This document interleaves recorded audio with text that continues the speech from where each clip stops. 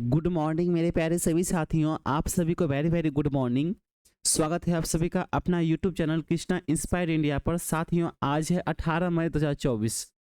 आज के current affairs में टॉप 10 इंपोर्टेंट क्वेश्चंस कवर किया जाएगा। आप किसी भी एग्जाम की तैयारी करते हैं, यूपीएससी, एसएससी, रेलवे, पुलिस या किसी भी डिफेंस एग्जाम की तैयारी करते हैं, तो इस सारे क्वेश्चन आपके लिए काफ़ी इंपोर्टेंट क्वेश्चन होने वाले हैं, खास करके उन सभी छात्र छात्राओं के लिए जो रेलवे या एसएससी या यूपीएससी की तैयारी करते हैं। ठीक है, सारे क्वेश्चंस इंपॉर्टेंट क्वेश्चंस है। सारे इंपॉर्टेंट क्वेश्चंस में आपको इंपॉर्टेंट पॉइंट्स देखने को मिलेंगे जो कि आपको क्वेश्चन समझने में आसानी करेगी। ठीक है, सारे क्वेश्चंस कवर करेंगे। आज का जो पहला क्वेश्चन है, भारत में पहली बार कितने लोगों को नागरिकता दी गई है? साथियों, सिटीजनशिप दी गई है भारत के द्वारा। इसका सही आंसर 4 हो जाएगा, यानी कि 14 लोगों को भारत में नागरिकता दी गई है। ठीक है, क्या कहानी है इसे हम पॉइंट्स पे समझेंगे। पहला पॉइंट है, 15 मई को केंद्रीय गृह सचिव अजय कुमार भल्ला ने दिल्ली में नागरिकता संशोधन कानून के तहत पहली बार 14 लोगों को भारत की नागरिकता प्रमाण पत्र सौंपे हैं। ठीक है, साथ ही उन्होंने सीएए के तहत हर एक शरणार्थी को नागरिकता देने का ऐलान किया है।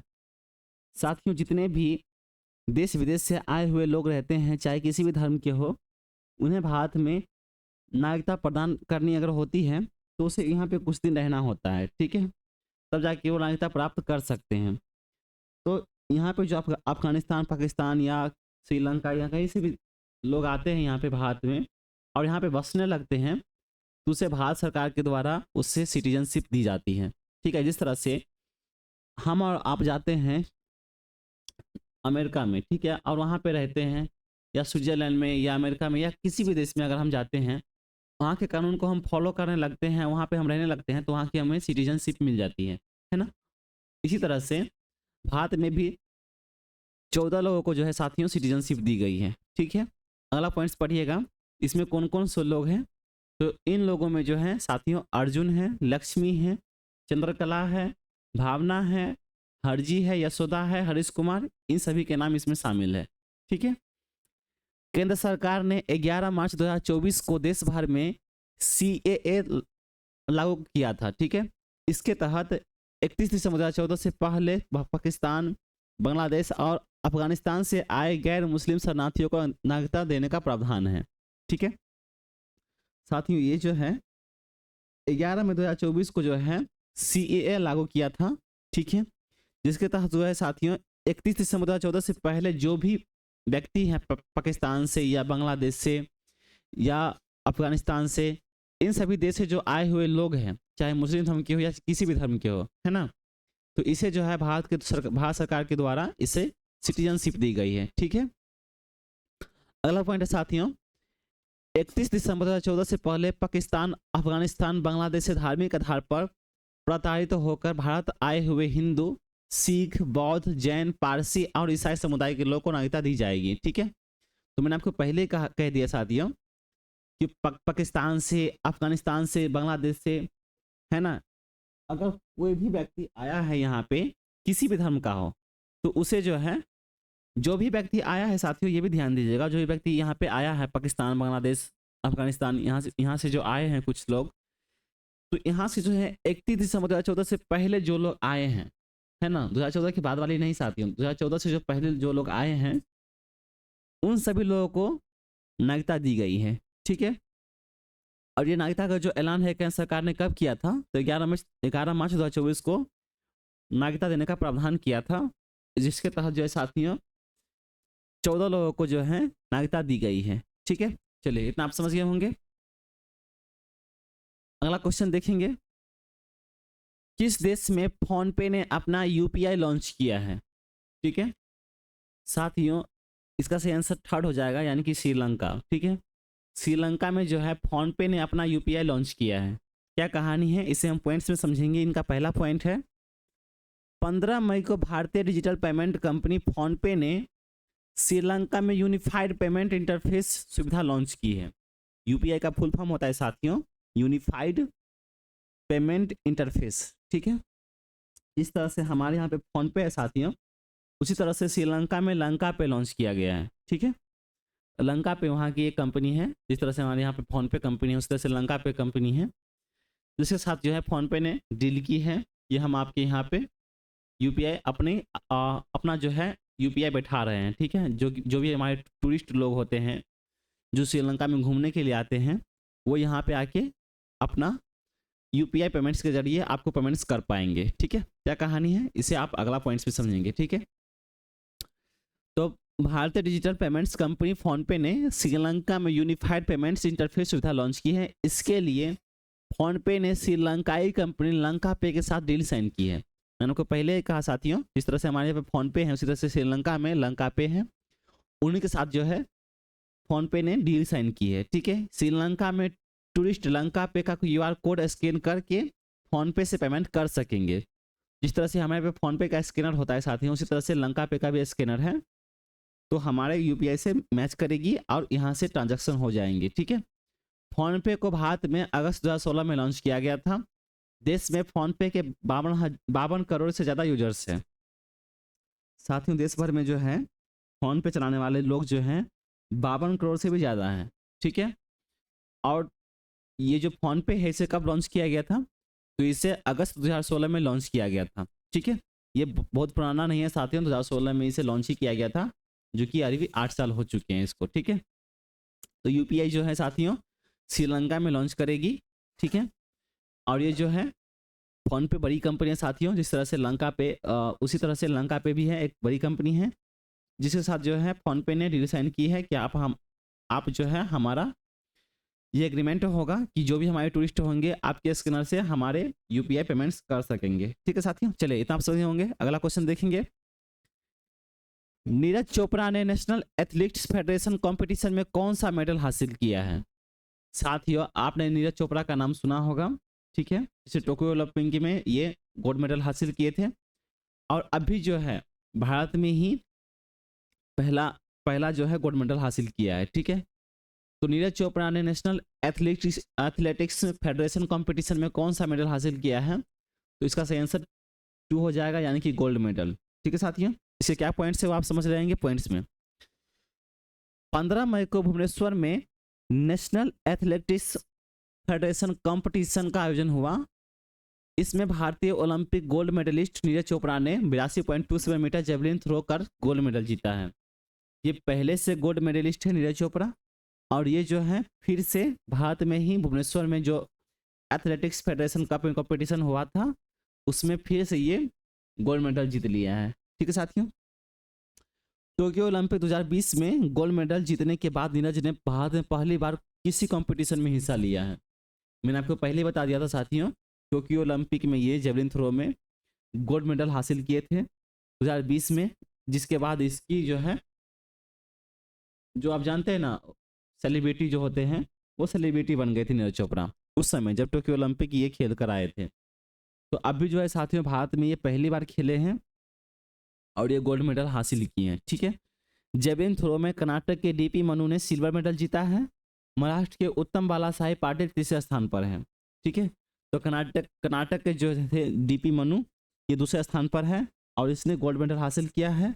और महाराष्ट्र के जो उत्तम बाला साहेब पाटिल है वो तीसरे स्थान पर है जेवलिन थ्रो में, ठीक है साथियों। अगर आपसे ये पूछा जाए कि नीरज चोपड़ा ने टोक्यो ओलंपिक में कौन सा मेडल जीता था, तो आप बता सकते हो इसने गोल्ड मेडल हासिल किया था, ठीक है। आपसे ये पूछा जाए कि फेडरेशन कप कंपटीशन यानी कि एथलेटिक्स फेडरेशन कप कंपटीशन का आयोजन कहाँ किया गया था, तो आप बता सकते हो भुवनेश्वर में इसका आयोजन किया गया था। अगर आपसे ये पूछा जाए कब किया गया था, तो आप बता सकते हो ये भी कि 15 मई 2024 को इसका आयोजन किया गया था, ठीक है। चलिए नीरज चोपड़ा जो साथियों पहले से गोल्ड मेडलिस्ट थे, लेकिन फिर से इसने जेवलिन थ्रो में फिर से गोल्ड मेडल हासिल किया है और ये पहली बार है जो भारत में इसने फिर से खेलकर हासिल किया है, ठीक है। चलिए इतना आप समझ गए होंगे, अगला क्वेश्चन देखेंगे। हाल ही में राजस्थान के कौन से राज्यपाल का निधन हो गया? साथियों ये पूर्व राज्यपाल थे राजस्थान के, जिसका निधन जो है हो चुका है। क्या नाम है साथियों? इसका सही आंसर फर्स्ट हो जाएगा डॉक्टर कमला बेनीवाल। राजस्थान के राज्यपाल है साथियों पूर्व राज्यपाल डॉक्टर कमला बेनीवाल, जिनका निधन जो है हाल ही में हो चुका है। क्या कहानी है इसे हम पॉइंट्स में समझेंगे। डॉक्टर कमला बेनीवाल का जन्म 12 जनवरी 1927 को राजस्थान के झुंझुनू जिले के गोरियर गांव में हुआ था। साथियों राजस्थान का गोरियर गांव है जो कि झुंझुनू जिले में पड़ता है। वहीं पे जो है डॉक्टर कमला बेनीवाल का जन्म हुआ था। कब हुआ था साथियों? तो 12 जनवरी 1927 ईस्वी को इनका जन्म हुआ था। ठीक है, क्वेश्चन निकल के ये आता है कि पूर्व राज्यपाल जो थे राजस्थान के, जिनका निधन हो चुका है, डॉक्टर बेनीवाल, उनका जन्म कब हुआ था? तो आप बता सकते हो, अब 12 जनवरी 1927 ईस्वी को इनका जन्म हुआ था। अगर आपसे ये पूछा जाए कहाँ पे हुआ था, तो आप यही बता सकते हो राजस्थान के झुंझुनू जिले के गोरीगढ़ गांव में इनका जन्म हुआ था। ठीक है, कुछ पॉइंट्स में क्वेश्चन निकल के आते हैं साथियों, और ये भी काफ़ी इंपॉर्टेंट होते हैं।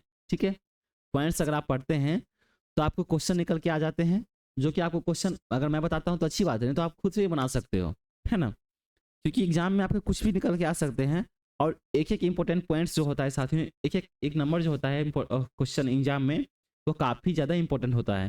क्योंकि अगर आप एक नंबर से ही हट जाते हो, अपने एग्जाम पास नहीं कर पाते हो, तो ये काफ़ी दुख की बात होती है ना। साथियों, मैं आपको बताना चाहूँगा कि 16 और 17 मई का इतिहास जो है हमारे इसी चैनल पे वीडियो अपलोड हो चुकी है, आप वो भी जाकर देख लीजिए।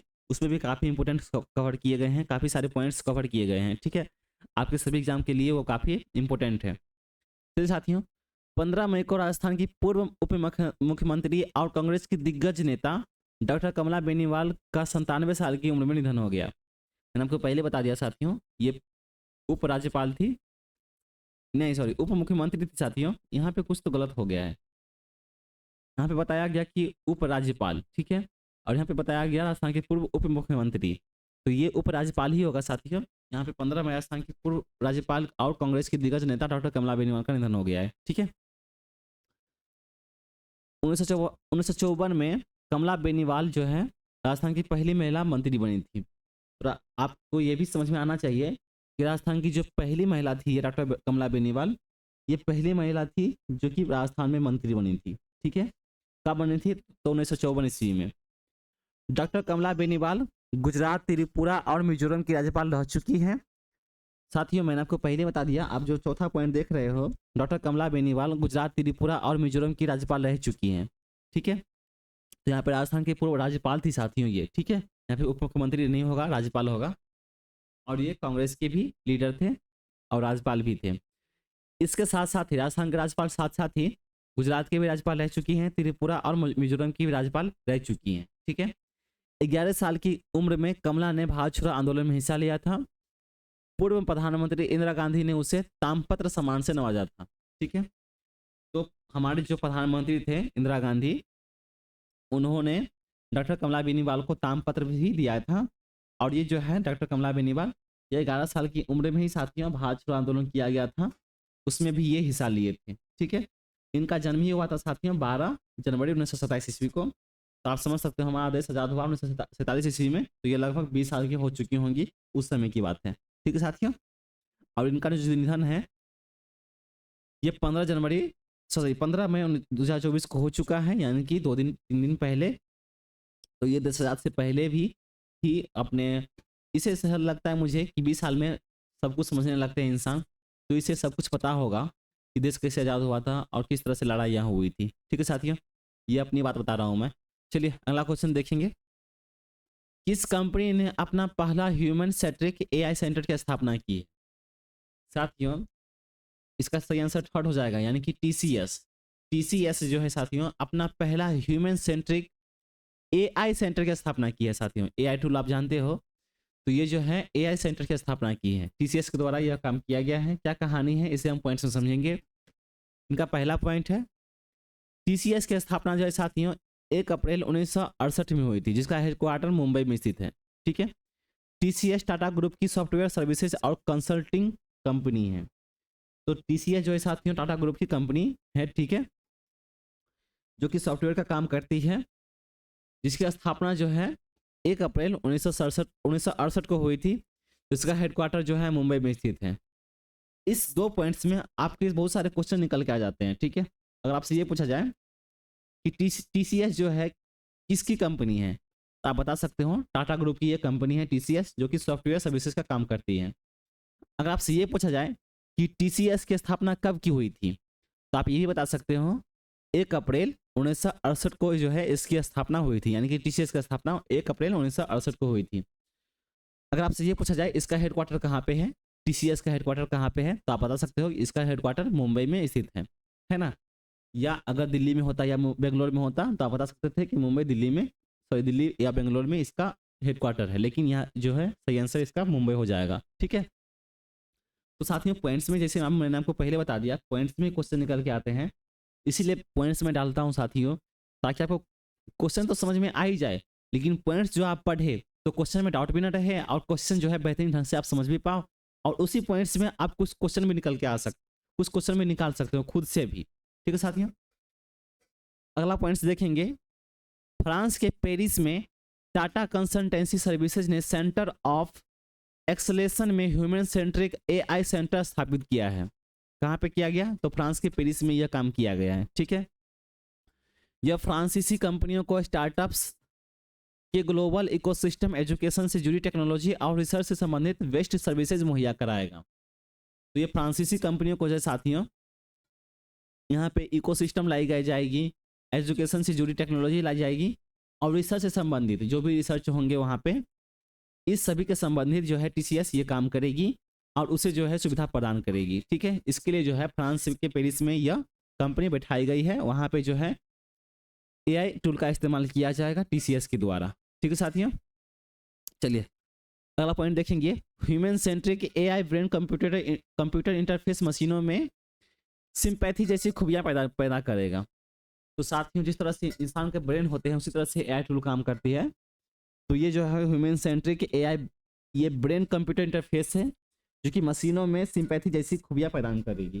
ठीक है, और ये इसकी जो स्थापना है, ये सॉरी इसकी जो कंपनी खोली गई है, इसके द्वारा खोली गई, ये टीसीएस के द्वारा खोली गई कंपनी है, जो कि फ्रांस के पेरिस में यह खोला गया एक कंपनी है, जो कि फ्रांस के लोगों को, यानी कि फ्रांस की जो कंपनी है वहाँ पे जो बड़ी बड़ी कंपनी है उसे इकोसिस्टम यानी कि ग्लोबल लेवल पे इकोसिस्टम दी जाएगी और एजुकेशन से जुड़ी टेक्नोलॉजी दी जाएगी और रिसर्च से संबंधित इसे सारी सुविधा दी जाएगी। ठीक है साथियों, सारे क्वेश्चन सारे पॉइंट्स आप समझ गए होंगे, सारे क्वेश्चन समझ गए होंगे। अगला क्वेश्चन देखेंगे, केंद्र सरकार ने किस तेल पर विंडफॉल टैक्स घटाया है। साथियों विंडफॉल टैक्स होता है जो कि सरकार के द्वारा लगाया जाता है तेल पर। ठीक है, तो ये जो है किस तेल पर घटाया है, तो यहाँ पे सेंसर इसका थर्ड हो जाएगा, यानी कि क्रूड ऑयल। क्रूड ऑयल पे जो साथियों विंडफॉल टैक्स घटाया है भारत सरकार के द्वारा, यानी केंद्र सरकार के द्वारा। ठीक है, इसके जो पॉइंट्स आप समझ लीजिए, कहानी आपको समझ में आ जाएंगे क्या कहानी है। 16 मई को केंद्र सरकार ने घरेलू स्तर पर उत्पादन किए जाने वाले क्रूड ऑयल के एक्सपोर्ट पर स्पेशल एडिशनल एक्साइड ड्यूटी यानी विंडफॉल टैक्स को हटा दिया है। ठीक है, जो ये एसएईडी जो रखी गई है, स्पेशल एडिशनल एक्साइड ड्यूटी, ये जो है साथियों विंडफॉल टैक्स है। ठीक है, जो कि केंद्र सरकार के द्वारा जो है इस क्रूड ऑयल पर इसे घटा दिया गया है। ठीक है, अपनी रेगुलर रिव्यू में सरकार ने विंडफॉल टैक्स को 8,400 रुपये प्रति मीट्रिक टन से घटाकर 5,700 रुपये मीट्रिक टन कर दिया है।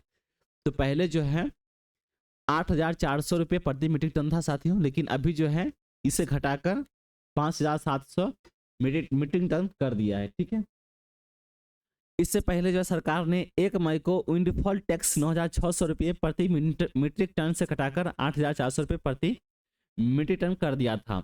ठीक है, तो पहले जो है क्रूड ऑयल इसे आप देख रहे हैं, तो इसे जो है साथियों पहले ये 9,600 रुपये प्रति मीट्रिक टन से मिलता था, लेकिन जो है सरकार ने 1 मई को इसे 8,400 रुपये प्रति मीट्रिक टन कर दिया था। ठीक है, लेकिन अभी जो है 16 मई को इसे 8,400 रुपये पर जो प्रति मीट्रिक टन जो थी उसे भी घटा दिया है और 5,700 रुपये मीट्रिक टन कर दिया है। ठीक है, तो 9,600 से नीचे घटते घटते 5,700 पे आ चुकी है।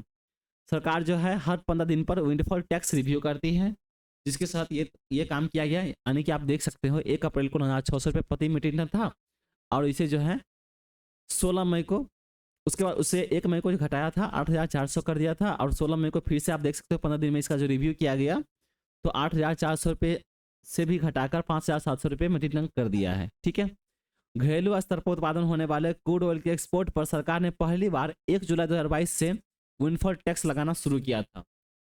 तो अगर आपसे क्वेश्चन अगर निकल के ये आता है कि सरकार ने क्रूड ऑयल पर पहली बार जो है विंडफॉल टैक्स कब लगाया था?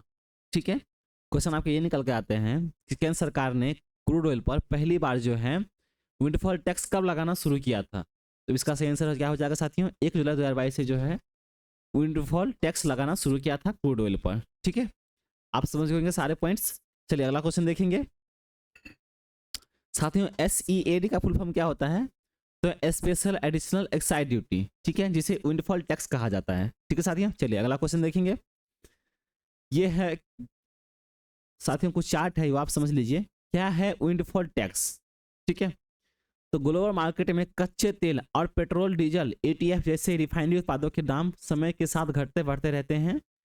अगर ग्लोबल मार्केट में कच्चे तेल, डीजल, पेट्रोल और ETF आदि के दाम घरेलू बाजार से ज़्यादा हो तो रिफाइनरियाँ निर्यात बढ़ने लगती है ताकि वो ज़्यादा फायदा कमा सके। ठीक है, ये जो है कच्चा तेल और पेट्रोल डीजल, इससे जो है रिफाइनरियाँ बढ़ने लगती हैं, जिससे जो है बाजार में मुनाफे आ सकते हैं। ठीक है, सरकार इसी पर लगाम लगाने और देश में पेट्रोलियम पदार्थों की कीमत को नियंत्रण करने के लिए विंडफॉल प्रॉफिट टैक्स लगाती है। तो साथियों क्या है विंडफॉल टैक्स? इसी मैंने आपको बता दिया, जो कच्चे तेल और पेट्रोल डीजल पर जो ये विंडफॉल टैक्स लगती है, जो कि ये जो कंपनियां सब जो होती हैं वो रिफाइनरियाँ ज़्यादा बनाने लगती हैं। ठीक है, इससे जो है कंपनियों को ज़्यादा फायदे होने लगते हैं। ठीक है, इसी पे जो है साथियों विंडफॉल टैक्स लगाया जाता है सरकार के द्वारा। हर 15 दिन पर जो है विंडफॉल टैक्स का रिव्यू होता है और इसे सरकार के द्वारा घटाया या बढ़ाया जाता है। ठीक है साथियों, चलिए अगला पॉइंट, अगला क्वेश्चन देखेंगे। हाल ही में MP हाईकोर्ट वार्ड के अध्यक्ष कौन बने हैं? साथियों MP हाईकोर्ट वार्ड के जो अध्यक्ष हैं, इसका सही आंसर फर्स्ट हो जाएगा धन्य कुमार जैन, यानी कि DK जैन। DK जैन जो है साथियों MP हाईकोर्ट वार्ड के अध्यक्ष बने हैं। MP मतलब मध्य प्रदेश साथियों। ठीक है, चलिए क्या कहानी है इसे हम पॉइंट से समझेंगे। जबलपुर के हाईकोर्ट वार्ड एसोसिएशन के चुनाव में मतदान हुआ। इसमें धन्य कुमार जैन ने सर्वाधिक 772 वोट हासिल करके जीत दर्ज की है। तो ये जो है साथियों, जो भी हाई कोर्ट के जज वगैरह होते हैं, जो भी बार काउंसिल के जो भी जज वगैरह होते हैं, उसे वोटिंग के द्वारा उसे सीट दी जाती है। ठीक है, तो इसमें जो है DK जैन जो है साथियों, यानी कि धन्य कुमार जैन, इसने सर्वाधिक वोट हासिल की है, यानी कि 772 वोट हासिल की है और ये MP हाईकोर्ट वार्ड के अध्यक्ष बने हैं। ठीक है साथियों, MP मतलब मैंने आपको बता दिया मध्य प्रदेश, तो कहाँ पे? जबलपुर में। ठीक है, यहाँ पे लिखा भी हुआ है जबलपुर के हाईकोर्ट बार एसोसिएशन में चुनाव हुआ था। ठीक है, चलिए अगला क्वेश्चन देखेंगे। हाल ही में कौन से भारतीय दुबई पुलिस मास्टर शतरंज चैंपियन बने हैं? इसका सही आंसर हो जाएगा साथियों थर्ड, यानी कि प्रणव वेंकटेश जो है भारतीय दुबई पुलिस मास्टर शतरंज चैंपियन बने। शतरंज मतलब जो आप चेस गेम खेलते हो उसे शतरंज कहा जाता है साथियों। तो ये शतरंज चैंपियन बने हैं जिसका नाम है प्रणव वेंकटेश, ये भारतीय है। ठीक है साथियों, चलिए अगला क्वेश्चन देखेंगे। हाल ही में रामचरितमानस यूनेस्को की धरोहर में शामिल किया गया, यह किस कवि की रचनात्मक थी?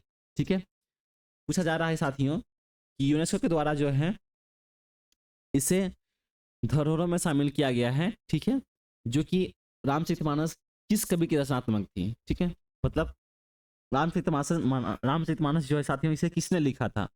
तो इसे इसका आंसर सेकंड हो जाएगा, यानी कि गोस्वामी तुलसीदास। गोस्वामी तुलसीदास जो है साथियों रामचरितमानस की रचना की थी, जिसे जो है साथियों यूनेस्को के द्वारा धरोहरों में शामिल किया गया है। ठीक है, चलिए अगला क्वेश्चन देखेंगे। लास्ट क्वेश्चन है साथियों, 2024 में जनवरी से मार्च तक बेरोजगारी दर कितना प्रतिशत हुआ है? सबसे मेन पॉइंट यही है साथियों।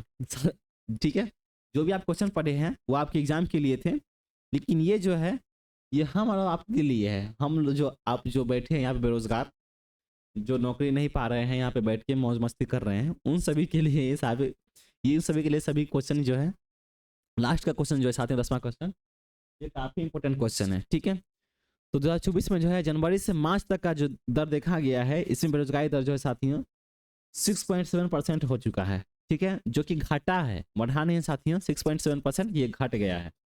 क्या कहानी है इसे हम पॉइंट्स में समझेंगे। 15 मई को नेशनल सैंपल सर्वे ऑफिस ने देश में शहरी इलाकों में बेरोजगारी को लेकर रिपोर्ट जारी किया है। किसके द्वारा ये जारी की जाती है साथियों? बेरोजगारी दर। तो ये जो है NSSO के द्वारा ये जारी की जाती है कि देश में जो है कितने सारे बेरोजगार लोग बैठे हैं। तो NSSO का फुल फॉर्म क्या होता है? National sample service office. ठीक है, इनके द्वारा ही यह रिपोर्ट जारी की जाती है कि शहरी इलाकों में बेरोजगारी दर कितनी है। इस रिपोर्ट के मुताबिक शहर में रह रहे 15 साल और उससे ज़्यादा उम्र के लोगों को बेरोजगारी दर में गिरावट दर्ज की गई है। 2024 की जनवरी मार्च तिमाही में यह दर 6.7% हो गई है। तो मैंने आपको पहले बता दिया, ये जो है पॉइंट 6.7% जो आप देख रहे हैं ये बढ़ी नहीं है, ये कमी है, ठीक है। तो इसके द्वारा जो बताया गया, नेशनल सैंपल सर्वे ऑफिस के द्वारा बताया गया कि शहरी इलाकों में जो है साथियों 15 साल से लेकर के उससे ज़्यादा उम्र के लोग जो हैं बेरोजगारी दर में उसमें गिरावट हुई है, और उसका जो है 6.7% दर मार्च से लेकर जनवरी तक का 6.7% दर बेरोजगारी दर आई है, ठीक है। लेबर फोर्स जनसंख्या के उस हिस्से को कहा जाता है जो सामान के उत्पादन और सेवाओं के लिए अपना श्रम यानी लेबर करते हैं और उसके बदले कमाई करते हैं। जो भी लेबर वगैरह होते हैं, जो भी लेबर का काम करते हैं, जैसे कि गिट्टी उठाना है ना, बालू सीमेंट उठाना, यानी कि जो भी सामान यहाँ से वहाँ पहुँचाना, वो सारे लेबर जो होते हैं उसे जो है साथियों, उससे जो है अपनी कमाई करते हैं, उसे लेबर फोर्स कहा जाता है। लेबर फोर्स जो है साथियों देश में कुल लेबर फोर्स में बेरोजगार लोगों को प्रतिशत की बेरोजगारी दर कहा जाता है, ठीक है। साथियों लेबर फोर्स को ही बेरोजगारी दर कहा जाता है, जो कि देश में जितने भी शहरी क्षेत्रों में साथियों, गांव के क्षेत्रों में नहीं, शहरी क्षेत्रों में जितने भी बेरोजगार होते हैं उसे ये काउंट करते हैं और बताते हैं साथियों किसका जो है परसेंट कितना परसेंट हो चुका है। किसके द्वारा बताया जाता है? तो नेशनल सैंपल सर्वे ऑफिस के द्वारा यह बताया जाता है कि देश में जो है यानी कि शहरी क्षेत्रों में जो है कितना बेरोजगार लोग बैठे हैं, ठीक है। चलिए, इतना था साथियों हमारे लिए, बेरोजगार लोगों के लिए, खास करके हमारे और आपके लिए, ठीक है। जो भी बेरोजगार लोग बैठे हैं अपने अपने एग्जाम की तैयारी कीजिए, आप बेरोजगार बनिए, बेरोजगार मत बनिए, ठीक है। साथियों मैं आपको बताना चाहता हूँ कि 16 मई और 17 मई का इतिहास जो है वो इसी चैनल पे अपलोड हो चुकी है, वो आप जाके देख लीजिए। इसमें काफ़ी सारे पॉइंट्स कवर किए गए हैं, आपके एग्जाम के लिए काफ़ी फायदेमंद है साथियों। और ये जो मैं आपको सारे के सारे अमृत पिला रहा हूँ, अमृत का मतलब हो गया साथियों सारे इंपॉर्टेंट क्वेश्चन जो मैं करवा रहा हूँ, ये सारे सारे क्वेश्चन आपके एग्जाम के लिए काफ़ी इंपॉर्टेंट है साथियों, ठीक है। क्योंकि एग्जाम जो होता है आपका एक नंबर काफ़ी मायने रखता है। तो अगर आप एग्जाम में हमारे करंट अफेयर्स क्लास से आप 10 नंबर भी लेके आते हो तो काफ़ी ज़्यादा मेरे लिए बहुत ही भावनापूर्ण, ये क्या बोलते हैं, मोटिवेशन के लिए बात हो जाएगी साथियों, है ना। जो हमारे क्लास से आपको 10 नंबर क्वेश्चन मिल जाते हैं तो ये हमारे लिए क्या ही होती है, ठीक है। मतलब ये हमारे लिए सबसे बड़ी बात होती है, ठीक है। तो आप चैनल पर अगर नए हैं तो सब्सक्राइब कर लीजिए, बेल आइकन को हिट कर लीजिए। साथियों जितने भी करंट अफेयर्स क्लास आएंगे वो आपको इसी चैनल पर मिल जाएंगे, तो आप चैनल को सब्सक्राइब कर लीजिएगा, बेल आइकन को हिट कर दीजिएगा, तभी आपको नोटिफिकेशन के माध्यम से सारे वीडियो प्राप्त हो जाएंगे, ठीक है। आपकी मर्जी है साथियों, जो भी आप करना चाहें। आप पहले से चैनल पर बने हैं तो आप क्लास को लाइक कर दीजिए, अपने साथियों के साथ भी शेयर कर दीजिए। साथियों सब्सक्राइब करने का कोई चार्ज नहीं लगता, फ्री ऑफ कॉस्ट है, आप सब्सक्राइब कर सकते हैं, ठीक है।